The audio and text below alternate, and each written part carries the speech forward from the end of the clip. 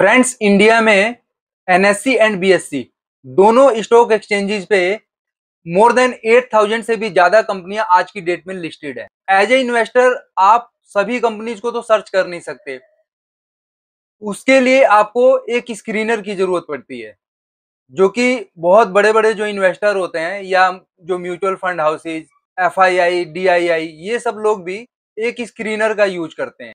तो आज मैं आपके लिए एक बेस्ट स्क्रीनर प्रोवाइड कर रहा हूं, जो कि आने वाले टाइम में, आने वाले फ्यूचर में आपको बहुत ज्यादा हेल्प कर सकता है ये फ्यूचर मल्टी बैगर सर्च करने में। आप इस स्क्रीनर को screener.in पे यूज कर सकते हैं, जो कि एक स्टॉक रिसर्च के लिए बहुत ही अच्छी वेबसाइट है। तो फ्रेंड्स, अब हम देखते हैं कि एक फ्यूचर मल्टी बैगर स्क्रीनर में क्या क्या पैरामीटर्स होने चाहिए। तो सबसे पहले करंट ईयर से लेके लास्ट 5 ईयर का जो सेल्स ग्रोथ है वो मोर देन 15% होना चाहिए। देन प्रॉफिट ग्रोथ, करंट से लेके लास्ट 5 ईयर का प्रॉफिट ग्रोथ भी 15% होना चाहिए। उसके बाद average return on capital employed और एवरेज रिटर्न ऑन इक्विटी, ये करंट ईयर से लेके लास्ट 5 ईयर तक का मोर देन 15% होना चाहिए। इससे आपको पता लगता है कि कंपनीज में डिफरेंट टाइप का मोट है और उनमें एक प्राइसिंग पावर है।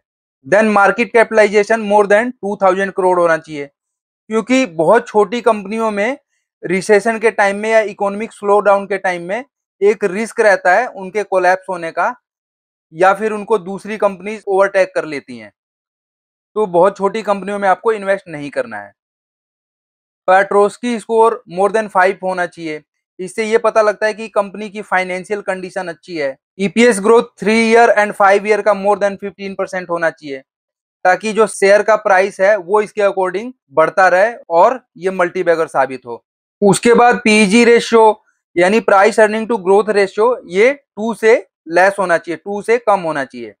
वैसे नॉर्मली ये 1 से कम होना चाहिए, बट आजकल के टाइम में आपको ऐसी कंपनियां बहुत ही रेयर मिलेंगी।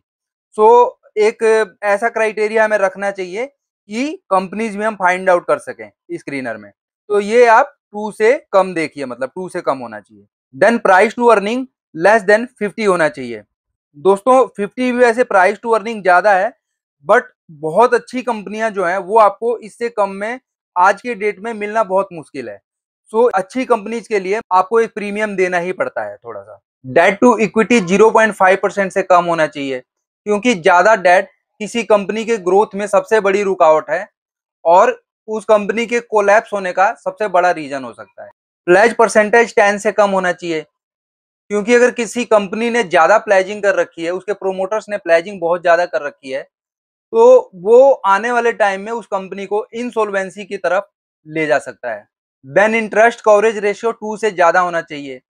ये इस कंपनी को ये दिखाता है कि कंपनी स्ट्रांग है फाइनेंशियली, और आने वाले टाइम में इन कंपनियों में इंसॉल्वेंसी के चांसेस बहुत कम हो जाते हैं। देन फ्री कैश फ्लो, ये इंक्रीजिंग होना चाहिए अर्लियर ईयर्स से, ताकि कैश फ्लो जब रहता है कंपनी के पास तो वो डिविडेंड देने में या कंपनी के एक्सपेंशन में हेल्पफुल होता है। तो फ्रेंड्स, एक मल्टीबैगर स्क्रीनर में ये सारी चीजें इंक्लूड होनी चाहिए, और इस स्क्रीनर का यूज करके आप बहुत अच्छी अच्छी कंपनियां सर्च कर सकते हैं।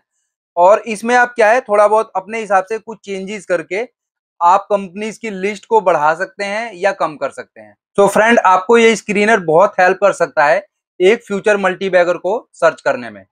तो फ्रेंड्स, अगर आपको ये कंटेंट पसंद आया हो तो प्लीज इसको लाइक कीजिए, चैनल को सब्सक्राइब कीजिए और ऑल पे क्लिक कर दीजिए, ताकि आपको आगे की नोटिफिकेशन मिलती रहे। Thank you guys.